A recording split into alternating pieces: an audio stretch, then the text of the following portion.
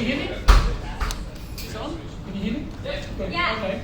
All right. This is I feel honoured to be the first to speak, and I want to thank everybody who is here for coming. Welcome you very much to the family, Isabel. And you've probably seen a fair bit of them. They're everywhere. And I also should mention that, as you probably know, my husband passed away about 5 years ago, and he would have been very proud indeed to be here for this very special day for everyone in Isabel. And he missed not only Edward's admission as a lawyer, where he's the only one of all the 12 children to actually carry on the tradition of the fourth generation of lawyers, but also this opportunity to meet Isabel. He would have loved to have met you, Isabel. Mick tried to get here, but couldn't at the end. That's Margaret's husband, and Aunt Kate, who from Melbourne. And but Jeremy, that's David's, my husband's brother, who's a poet, and he used to work at Sydney Grammar. He made a special effort of writing a special poem for everyone in Isabel, which he asked me especially if I could read. And I'm not sure I'll do it justice, but I'll do my best. The heading of the poem is something I've never heard of, called asymptote. In analytical geometry, the asymptote of a curve is a line such that the distance between the curve and the line approaches 0 as 1 or both of the x or y coordinates tends towards infinity. So that's the heading, and that's the picture of it. If anyone, okay? Now, when I read the poem, you might get some idea of what he means. And Jeremy's a bit heavy sometimes. Anyway, this is the poem. It says, asymptote for Isabel and Edwin and Isabel. Sheer gift for you.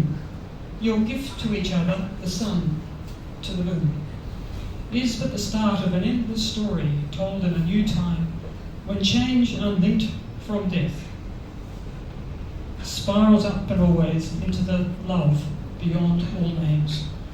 Now, for many of you here, you only know Edwin from university days or political days or later. And a few of you, such as Chris and Max, Max, you at least knew him from school. And but probably many of you don't. Some of the older children remember him as a youngster. But Edwin was born into a most unusual situation. And in keeping with that, he also has a very unusual name for these times. And he was born into a family of many siblings, many of whom are here, who are at least a dozen of whom, or a dozen years older than he, or even 2 dozen years older. And his role was almost pivotal to the family between the older teenagers and the young adults, and the 5 little ones. So he's always been somewhat unusual, and starting with his name. There are very few Edwins you might find around nowadays, so a very old-fashioned name. You might be wondering why he's called that. And it was named after his grandfather's grandfather. And as for his second name, Alexander, Sophie is responsible for the choice of that. Sophie? Yeah. That was you, Sophie. Sophie was the only one who came along to the hospital, and she took one look at Edwin and she decided that his second name should be Alexander.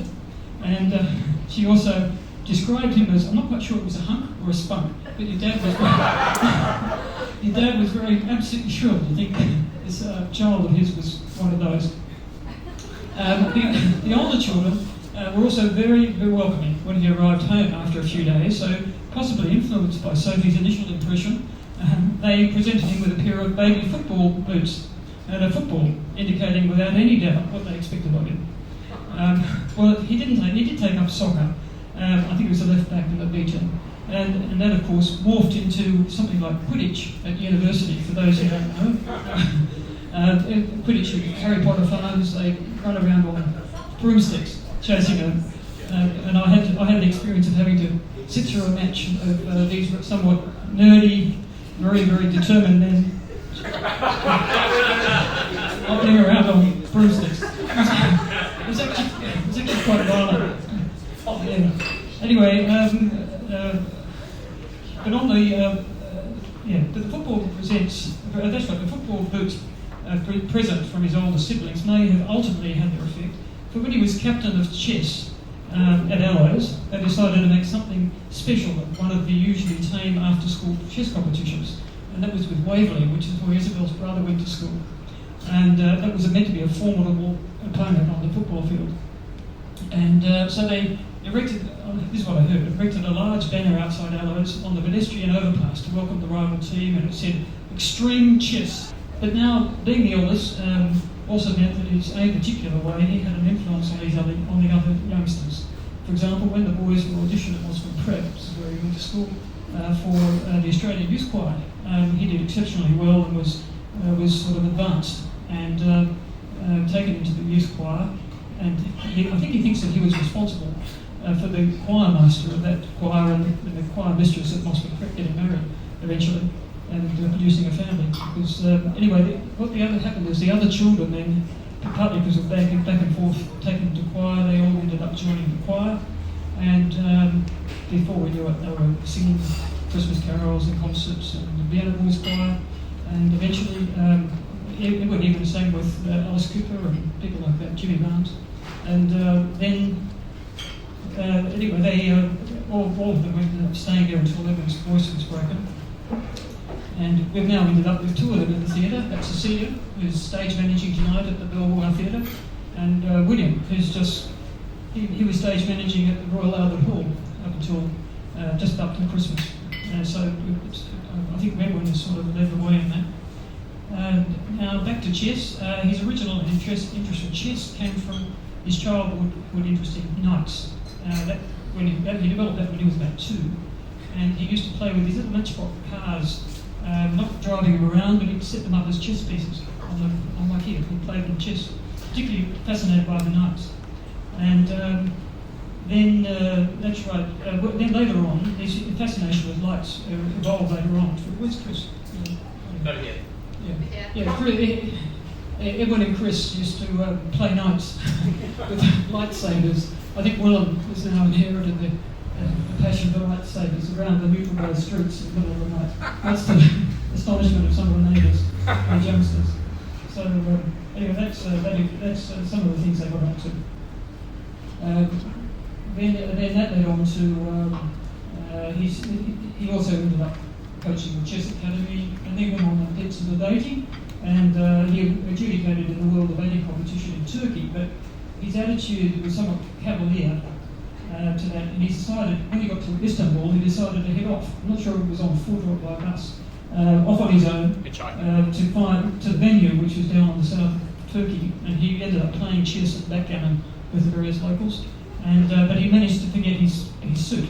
So when he got to wherever the thing was, he went off to the local markets and bought himself a $10 suit, which he then wore for years until he eventually lost it, I think.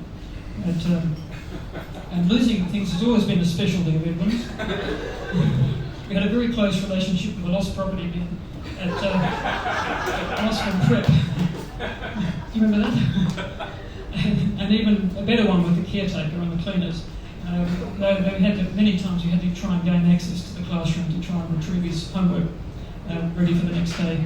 But his little brother William, who unfortunately isn't here, he's over in England, he loses nothing, always knows where he is. You can find anything that any of the others have lost, and he's been a wonderful and God-sent resource for his brother Edwin. Many a time William has been heard to exclaim, "Edwin, those are my shoes, my tie, my shirt," or whatever. And I don't think he really minds, because that's just Edwin. And the headmaster at Osborne Prep always said that he thought that Edwin was wandering off with pixies a bit, but underneath is a heart of gold and a consideration for the things that he thinks really matter. But also, when he puts his mind to it, his ability to focus and follow through, I think, is exceptional. And I'll give a few examples. His rather quixotic suggestion that he might stand for election at the University Senate as an independent. It's relatively unknown for a nerdy arts law sort of fellow who's never been a jock at school, nowhere near it. But he amazed us by actually getting elected by his faculty students, and then the next year he managed to get the whole student body to elect him onto the council. With a little help.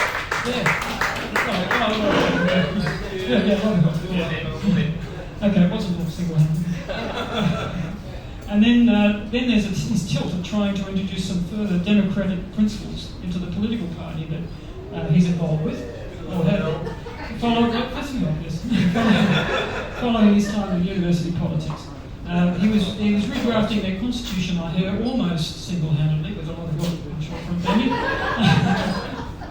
And I was at an event where they actually picked everyone out and said how he had done it single-handedly and showed everybody else up for dragging the train. He's still at heart a knight of dreams which through determination and hard work can sometimes actually become reality, and hence we've now got Isabel. And another dream he has achieved today.